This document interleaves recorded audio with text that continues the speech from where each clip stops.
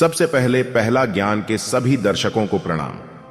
एक दिन गौतम बुद्ध अपने शिष्यों के साथ एकदम शांत होकर बैठे हुए थे। उन्हें इस तरह से बैठे देखकर उनके शिष्य चिंता करने लगे कि कहीं वह अस्वस्थ तो नहीं है। तभी उनमें से एक शिष्य ने पूछा कि आज आप इस प्रकार मौन क्यों बैठे हैं? क्या हम शिष्यों से कोई गलती हो गई है? फिर अचानक उनमें से एक और शिष्य ने कहा, भगवान, क्या आप अस्वस्थ हैं? इस पर भी बुद्ध ने कुछ नहीं कहा और मौन रहे। किसी को कुछ भी समझ में नहीं आ रहा था। सभी ने सोचा कि बुद्ध को आखिर हो क्या गया है। तभी अचानक से एक हांफता हुआ आदमी वहां पहुंचा। उसको बुद्ध के पास पहुंचने से पहले उनके शिष्यों ने उसे रोक लिया। शिष्यों के द्वारा रोकने पर वह आदमी जोर जोर से चिल्लाने लगा और बोला, गुरुजी, आप मुझे अंदर आने से रोक क्यों रहे हैं और मुझे अंदर आने की अनुमति क्यों नहीं मिल रही है? एक शिष्य ने कहा, हम तुम्हें गुरुजी की आज्ञा के बिना अंदर आने की अनुमति नहीं दे सकते हैं। इतना सुनते ही वह व्यक्ति अब और भी ज्यादा जोर से चिल्लाने लगा। उसके चिल्लाने से बुद्ध को अपनी आंखें खोलनी पड़ी। बुद्ध की आंखें खोलते ही उस आदमी ने अंदर आने की पूरी कोशिश की, लेकिन फिर बुद्ध ने अपनी शिष्यों से कहा, इस इंसान को अंदर मत आने देना।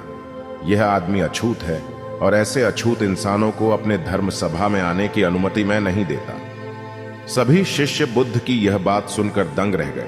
शिष्यों ने सोचा कि भगवान बुद्ध कब से छूत अछूत जैसी बातों पर विश्वास करने लगे।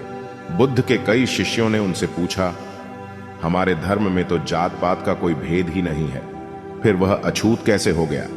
फिर बुद्ध ने समझाया, आज वह इंसान क्रोधित होकर यहां आया है और क्रोध से इंसान की एकाग्रता भंग हो जाती है। क्रोध में व्यक्ति मानसिक हिंसा कर बैठता है, इसलिए जब तक वह क्रोध में रहता है वो अछूत ही माना जाएगा। इसलिए उसे कुछ समय एकांत में ही रहना चाहिए। क्रोध से भरा शिष्य भी बुद्ध की सारी बातों को ध्यान से सुन रहा था। अब उसे पश्चाताप हो रहा था। अब वह समझ चुका था कि अहिंसा ही महान कर्तव्य और परम धर्म होता है। उसे अपने किए गए व्यवहार पर बहुत पछतावा हो रहा था। वह बुद्ध के चरणों में जा गिरा और आगे से क्रोध न करने की शपथ ली। बुद्ध का यही मतलब था कि क्रोध में आदमी अनर्थ कर देता है, ऐसा कुछ कर देता है जो उसे नहीं करना चाहिए। हालांकि बाद में उसे अपने किए पर पछतावा होता है। असली मायने में देखा जाए तो क्रोधित व्यक्ति अछूत हो जाता है और ऐसे में उसे अकेला ही छोड़ देना चाहिए। क्रोध करने से तन, मन और धन तीनों का नुकसान होता है।